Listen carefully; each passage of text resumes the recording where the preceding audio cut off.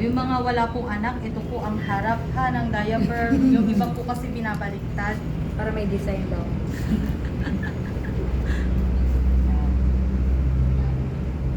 So what if meron pong umbilical cord si baby? Ano gagawin? Fold lang. Para di matouch. Might be getting touch. Yan. So after po niyan, buhatin na natin si baby. Mabilisan lang. Dadamitan na natin siya dito. Cover muna. Ang nipron na. Yes. Saan tawag na namin? Ano nga po kasing tawag dito? Nalimutan ko rin ma'am. Newborn. Pag newborn kasi yan, may mga cord pa. Tapos na bonnet muna.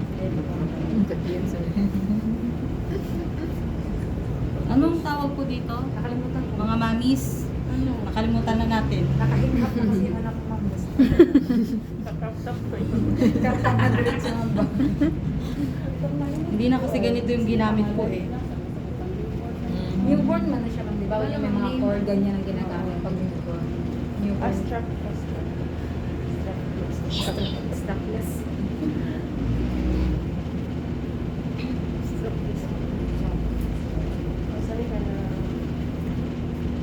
So pwede na din tayo maglagay ng mittens and boots.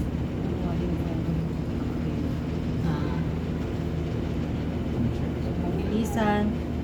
And then, pwede nating lagyan ng lotion sa baby. Moisturizer. Yes.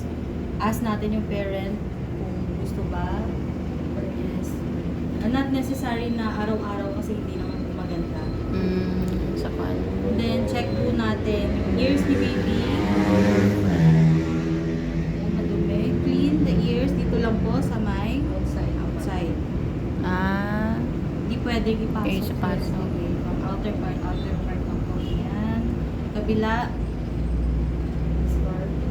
Discard. O yung kabilang side naman po.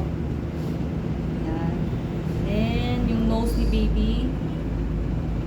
Huwag namang sobrang tusok na tusok. Yes, outer lang po.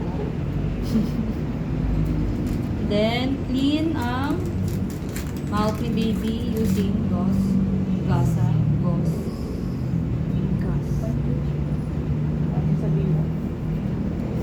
Pwede rin pong clean cloth, yung lampin na hindi magaspang. Nakakuhaan ka ng... Yung full version na lang pin mo kasi.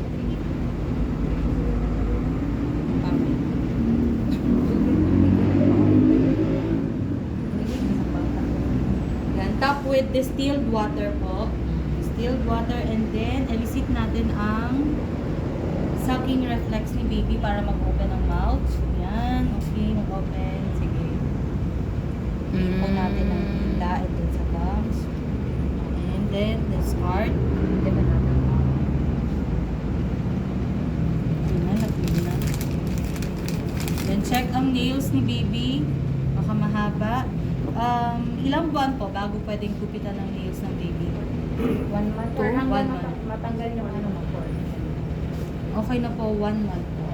Okay, so clean natin yan. Medyo mahaba. Cut the nails. Tunchong. Then, last po is lagay natin itong panela. Ito po yung tinatawag na swaddling technique. Swaddling. Yan. So, itong mas maikling part, fold natin. Kanya, di inana. Then, dito sa baba, mahaba.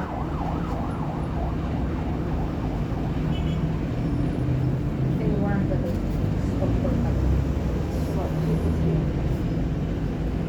Mas comfortable po kasi ang baby kapag nakaswaddle sila. Para silang niyayakan lang. Hindi ko Ayan. naranasan. Ayan. Okay. So, after nyan, balik na natin si baby. Check muna natin kung okay ba si baby. Pwede i-check ulit natin yung body temperature ni baby. Then, tsaka natin ibabalik sa crib. Ay, okay. Okay. Proper body mechanism po ulit. Journey. Then, release.